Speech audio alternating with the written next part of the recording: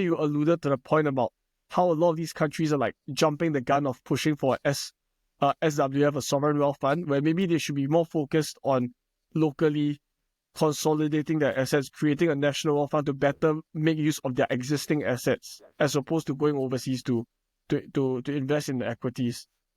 Well, I think most countries don't really see the difference between a sovereign wealth fund and a public wealth fund. They want investment into the country, and the best way they can do that is by setting up a public wealth fund and managing their existing assets much better. That will attract much more FDIs, much more investments, much more productivity, and economic growth in society. Instead of trying to, the worst example is probably Egypt, and then you have places in Africa, there's just complete misunderstanding of how to attract investors. If you create companies and a portfolio of assets that actually are really high performing, investors will come. And if I may ask, why do you think they are enticed by this, in the sense that, why do you think they've gotten this wrong? Why are they pursuing these lofty ideas instead of maybe focusing on managing what they have right now? Well, it's back to the quote by Gokong 3. Many politicians actually think that they can run a business, which they can't. That's number one. And number two,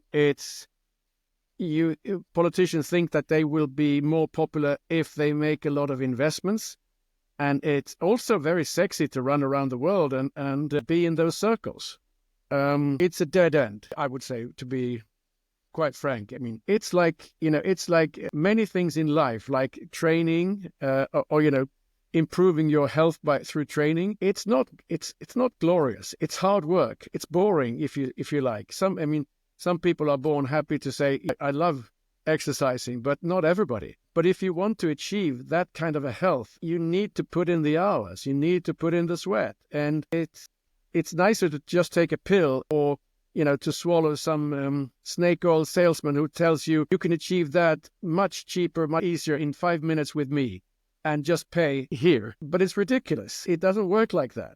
Yeah, and you're right. So, but I thought what's encouraging was the fact that what Sweden accomplished was that you could actually have a turnaround, which is that you can actually have a way that you can act as if it's private, make better use of your assets locally, and then even create national champions like what you shared. If there were lessons to be taken away from the Swedish experience during that period of reform, what would it be? What would the lessons be for policymakers? I mean, it's very difficult to say. I mean, most people will not do it. Just like you can't get people to exercise. When they get a heart attack, yes, then they will come to the doctor and say, please help me. Okay, and then he says, you need to exercise, you need to stop drinking, and you need to stop smoking. People will not listen to that unless they are in deep trouble.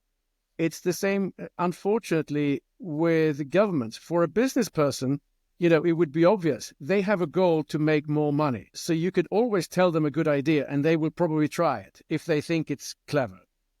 But for a politician, their job is to avoid risk. It's very difficult for them to follow this path unless they are absolutely forced by financial, fiscal problems or debt sustainability.